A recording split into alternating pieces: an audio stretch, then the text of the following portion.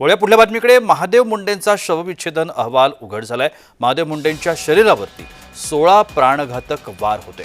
20 centimetre लांब आणि 8 centimetre रुंद हत्यारानं गळा कापण्यात आला होता. मारहाणीमुळे शरीरातून अतिरिक्त रक्तस्राव झालेला होता. श्वसन नलिका कापली गेली होती. रक्तवाहिन्या ज्या आहेत त्या तुटलेल्या होत्या असं या अहवालामध्ये स्पष्टपणे म्हटलंय.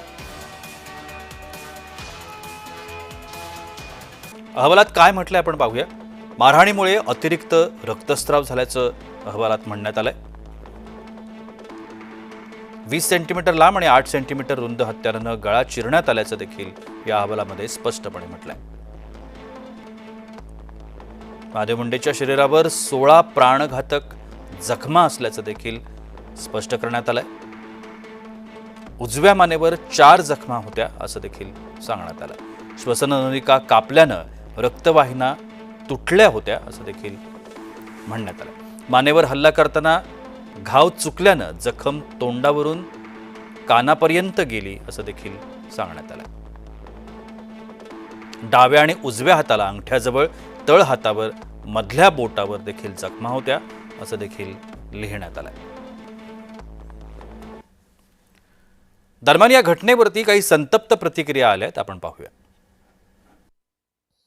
महादेव मुंडे यांची हत्या झाल्यानंतर त्यांच्या मानेचं मांसाचा तुकडा मिसिंग होता. म्हणजे हे काय जे तिथं त्यांच्यावर जखमा आहेत त्याचं 0.5 mm मध्ये व 0.7 mm मध्ये ते मांसाचे तुकडे गायब आहेत तिथून मध्ये. म्हणजे अर्धा ते पाऊण इंच जखमा अशा आडव्या नरड्यावर वार झालेले, त्याच्यामध्ये अर्धा ते पाऊण इंच मध्ये खोल जखमा आहेत.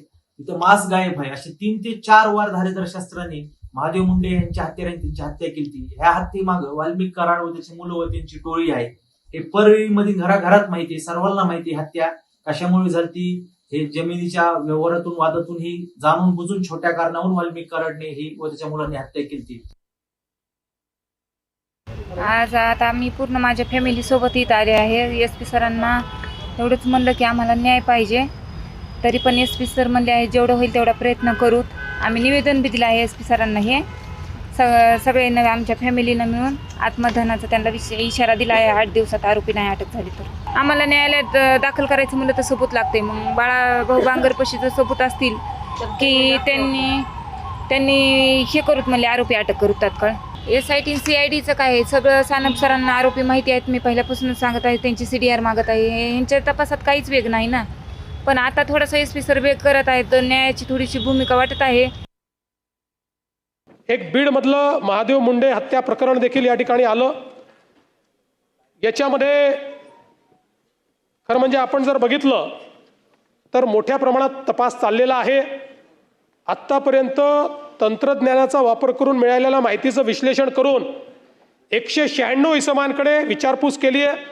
याच्यामध्ये कुठेही कोणालाही पाठीशी घातलं जाणार नाही.